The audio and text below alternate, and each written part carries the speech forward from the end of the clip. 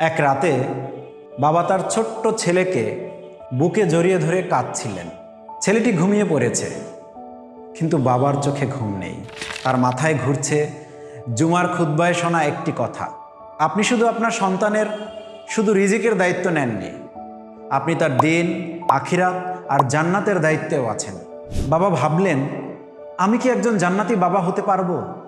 সেই রাতেই তিনি 3টি সিদ্ধান্ত নিলেন, যা এক জান্নাতি বাবা হওয়ার পথে প্রথম 3টি ধাপ হতে পারে। নাম্বার 1, নিজে নামাজ পড়ব, সন্তানকে নামাজের আদব শেখাবো। সন্তান কখনো মুখে বলা কথা শোনে না। যখন আপনি ফজরের আজানে উঠে দাঁড়ান, তখন আপনার ছেলে বা মেয়ে আপনাকে চুপচাপ দেখে। আজ হয়তো তারা খেলায় ব্যস্ত, কিন্তু দেখবেন একদিন আপনার পাশে এসেই বলবে, বাবা, আমিও তোমার সাথে নামাজ পড়ব। নামাজ শুধু ফরজ না, এটা আপনার জীবনের সন্তানকে দেয়া সবচেয়ে মূল্যবান মেসেজ। নাম্বার 2, প্রতিদিন 5 মিনিট হলেও কোরআনের গল্প শোনাবো।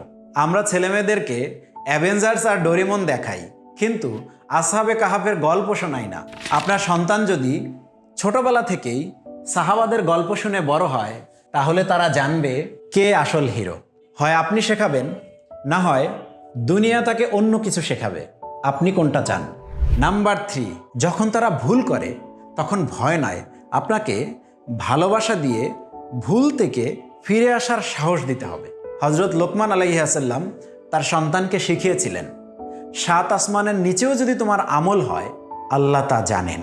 তাই আপনার সন্তানকে এমন করে গড়ে তুলুন যাতে তারা ভুল করলে গোপন না করে আপনাকে জানায়। সো আজকে থেকেই শুরু করুন এই ছোট 3টি কাজ, যা জান্নাতের পথে বড় পদক্ষেপ হতে পারে।